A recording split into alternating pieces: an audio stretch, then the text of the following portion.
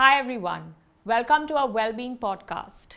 Here at this podcast, what we aim to do is help you find your spark and that light within you, which may have gotten lost over a period of time. And not just inside out, but through well-being, through mental health, we will touch upon every aspect of your life, all the inner aspects and the outer. And we will make sure through this podcast that we can enlighten your lives and give you a different purpose and meaning altogether. Here we have someone really special today with us who's been a mother twice and also had her experience and journey as a mother of putting on 25 kilos of weight and what she did to transform her own life as a mother.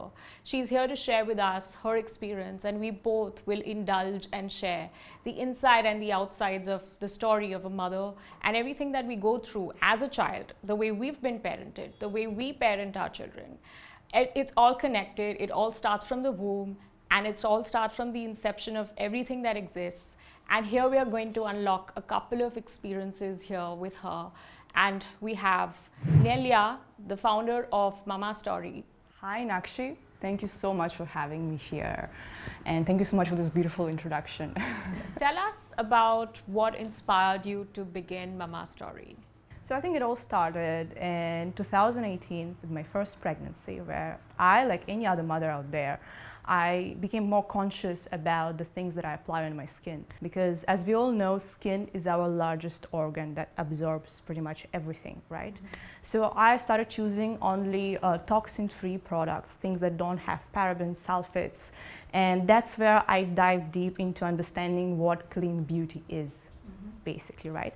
And I think around that time in the market, there was this craze about clean beauty, where almost like every brand would say that we are clean and we are free of parabens and so on, right? So I saw this gap in the market where we don't have enough knowledge what actually is clean and what our toxins actually are and how they disrupt our hormones. Right. So I think around that time, this is where I got the idea to start Beauty Story. And then it grew basically into Mama Story, where I, as a mother, wanted to create products that are actually natural and can be used for both mother and baby. Wow.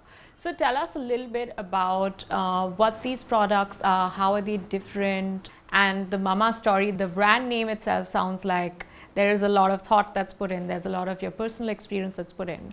So let's talk a little bit about that. Yes, so Mama Story products, I think this is what I like to call the true essentials, the true naturals. So all our products are actually natural and have no preservative.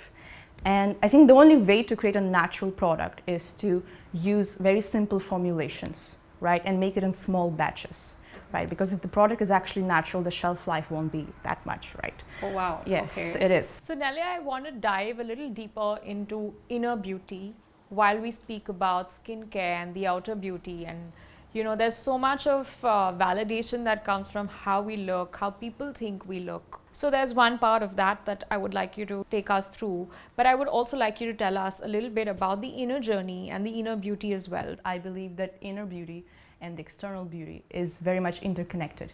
And there is no one without the other. Right. I actually had a beautiful journey, what I would say, with both.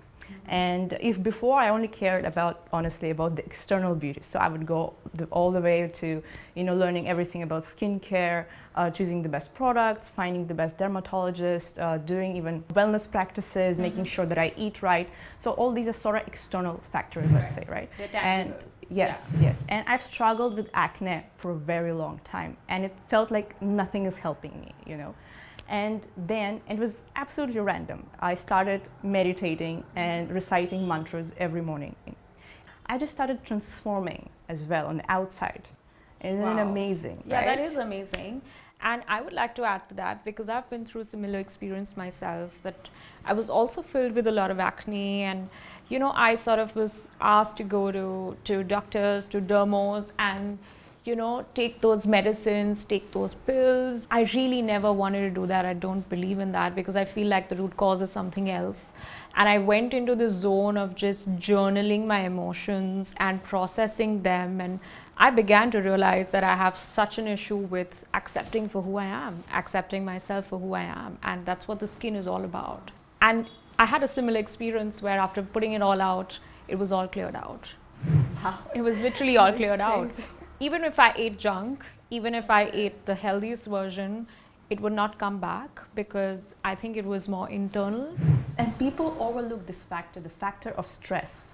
Like if you go to any skin doctor, they would tell you, all right, you gotta eat right, you gotta do the right skincare, there's certain treatments. They also mention that stress could be the reason, right? But we kind of overlook it because we think that we are not control over that, which is not true, right? I mean, this is why I love what you do, because you help people to feel beautiful also on the inside and manage stress, which is the huge factor, right? Because whatever is on the inside, it always finds a way to come on the outside. Yeah, it especially as we age, right? Have you noticed that beautiful people, like they are beautiful on the inside, when they age, they look so beautiful and graceful, like no matter how many wrinkles they have on their face, right? Yeah, because then it's all about how well your soul is shining, how well, you are in acceptance of yourself, because the more you seek it outside, the more validation you're seeking outside is never going to fill that gap or that void or the light. It's never going to bring that. And now that you say that, what I would like to go on to asking you as well is that, what do you feel about when someone as a mother has put on a lot of kilos, and what happens to their hormone health, their emotional health, what they go through? Like you said that, when you're growing up, you actually feel graceful about it. But I think what I see around is it's very opposite of that. What would you have to say about that? And what was your journey like, if you could share with us? Thanks. Yeah, my journey was pretty crazy, to be honest with you, because so in my first pregnancy, I've gained 25 kgs, which is quite a lot. You're not supposed to gain more than 15 in medical terms, right? That might affect your labor, it might affect your health as much, right? So I did overgain. I mean, I've gained weight practically for believing that I gotta eat for two. Say there is this notion, right, that you gotta eat, you gotta snack and all that. Yeah. I cannot say that you're a mother of two. Thanks. Yeah, but it didn't always look like this, and I'm not like genetically prone to be skinny or something like that, right?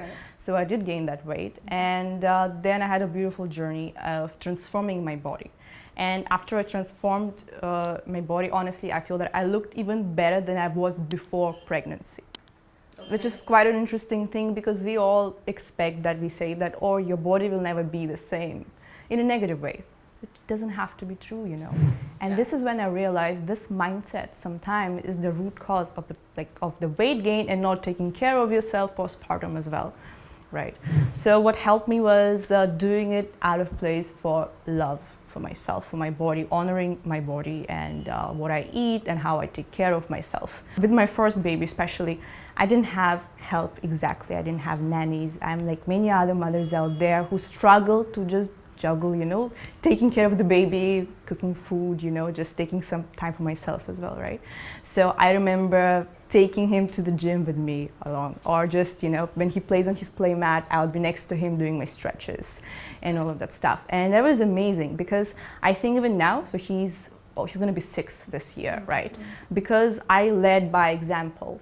He loves doing yoga right now himself, right? So this is amazing. I think also that instead of preaching, we must set a good example for our children, right? So it is not selfish at all to take care of yourself, because this is the most authentic way to show our children how to take care of themselves as well, how to be healthy and so on. Wow. So that leads me to, 3 things that I pull out of what you're saying, and also from the experience that I have when I'm working with, many of the mothers. And the first one being having the right intention about, everything that you're trying to do. So I had someone, like I would like to share about this client, and this was after her second child that she put on a lot of weight. I think what really bothered her was her weight, which also I see a lot of women getting bothered by their weight around the womb area, around the stomach. Yes. And over the years, she began saying that, what, I really just imagine and wish that this was cut off. I would have it would have just been easy. I would have been looking like you, And I was like, that's really harsh to say that. And the next thing I know is 5 years later, she's got this cancer, which is right here. And in that process, the doctors had to literally cut the way out because she couldn't digest anything, and her stomach couldn't sort of move past, and she did lose weight then. So that makes me realize that it's very, very important, your power of words, thoughts, intentions. What you're putting out there, you're going to get it in some form or the other. Sure. So just being more mindful and careful, and I know that you practice a lot of intention or setting intentions behind everything that one is doing, especially as a mother, right? So would you like to share a little bit about, what do you think about intentions, and is it important to put an intent behind something? Yeah, so setting the intention is the key point. That's what I think, right? But what I also like to do is that every day that I wake up, this is a new day. It is like a new life. You leave everything behind you, know. Just what I like to believe is that the past doesn't really exist. It is something that you cannot touch, you cannot feel exactly, right? It doesn't exist, right? But the way we live, like the way we experience life in a linear state, correct? So we carry all that past with us, all that baggage, it becomes really difficult to actually keep going like this, right? Yeah. So just starting your day fresh every single day, that's what keeps me going. It's like hitting that reset button every morning, and I think it's very powerful, right? Wow, that is really powerful, yes. So Nelia, also share with us the struggles of being a mother, the pressures that come along with it, what the society tells us, what experts tell us, what the doctors tell us, and how did you come out of all of that? How did you overcome that mindset? Well, to be real with you, there's been many struggles, there's been many things that I went through, especially with my first pregnancy and the first child, because see, I was very young. I was just 22 years old, and I was so easy to get influenced by other people's opinion, because you don't know what you're doing, right? So you would listen to anyone. And the first time around, I, like many other mothers, believed that I won't get any sleep in the first year or two, just because that's what everybody says, and sometimes it is true. And this is what happened to me, I think, because I really believed in that. And when you believe that, you kind of accept it and just let it be the way it is. Yes. So I didn't sleep for more than a year. Like, I'd wake up every 2-3 hours, and yeah, it obviously had some impact on my health and my mental health, and it's terrible. I think almost every parent goes through it. But this is when I've learned that it doesn't exactly have to be that way. And there were a lot of children who, a lot of babies who slept through the night. Just by changing that mindset, not that exactly that I've learned something new, something of, what I can do. Just because I was more positive with my second pregnancy, with my second baby. To my surprise, my baby slept through the night by the time he was 2 months old only, And I believe this was just solely because I believed this time. It doesn't have to be that way, and sleep is very important for me and my baby, both. I don't have to accept it, and I don't have to struggle. Sometimes we just embrace struggle. We want to suffer in a way, that people feel bad for us, oh, I don't get. So it doesn't have to be that way. So this is the first thing that I've learned. So sleep, I think, is one of the biggest struggles for most parents, that we all face. Another one was obviously the weight gain and how my body changed.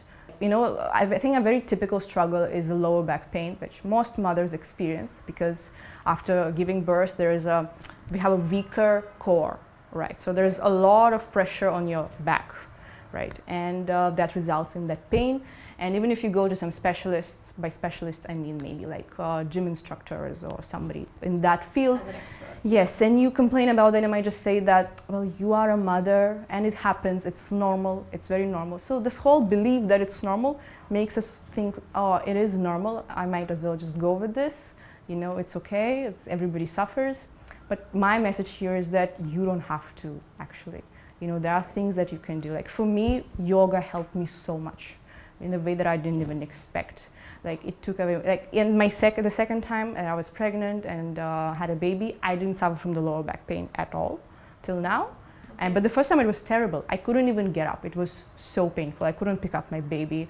And they get heavier and heavier, right? Yes. So Nelia, tell us a little bit about the societal expectation on a mother. That mother could be in any part of the world. I think there are pressures, there are general, pressures from the society. There's guilt of, are you being a good mother or not?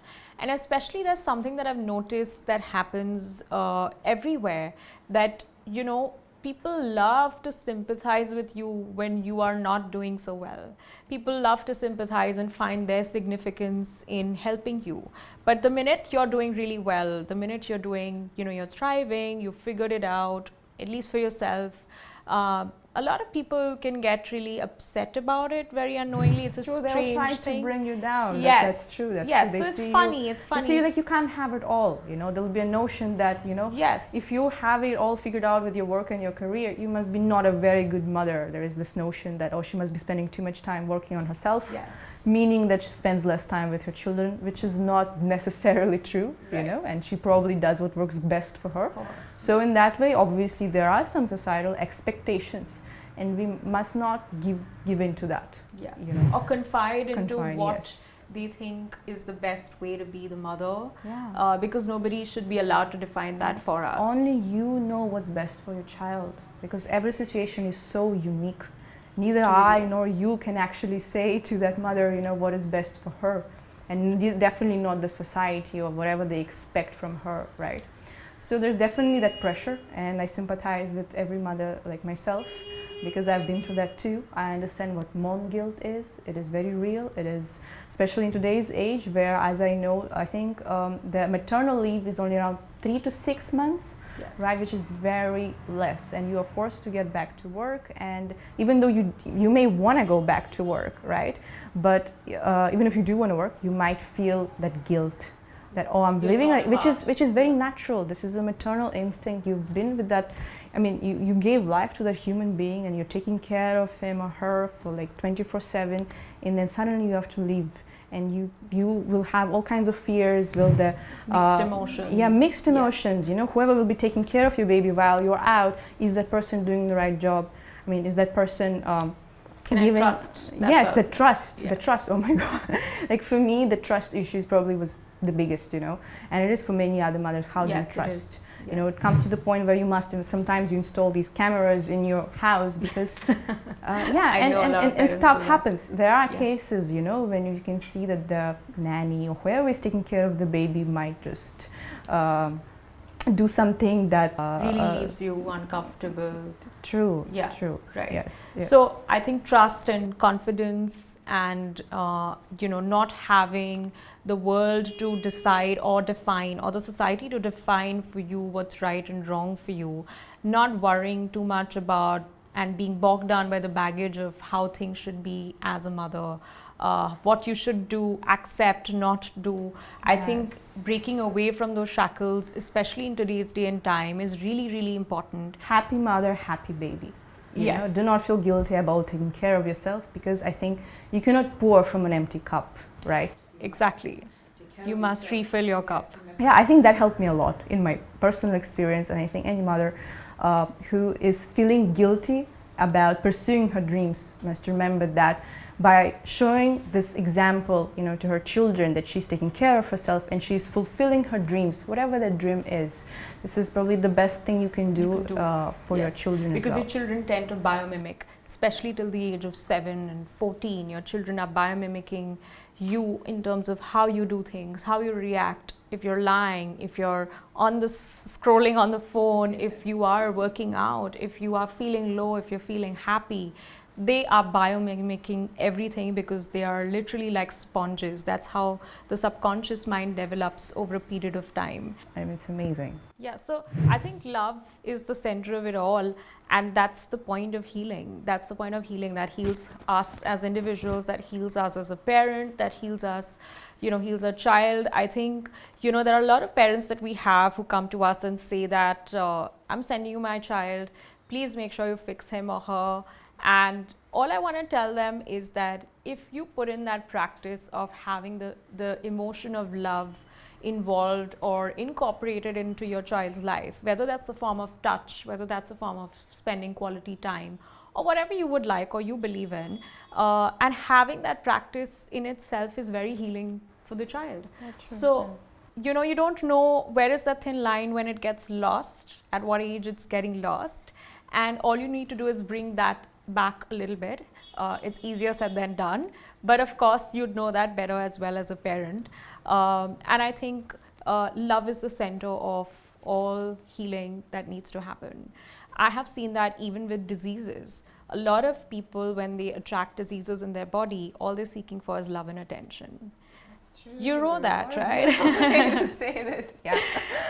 Thank you, Nelia, for giving your time and information and sharing your journey with us. And thank you, viewers. Stay tuned for more videos coming soon and check out our details in the description below. We should do more of this. Oh, yes, we must.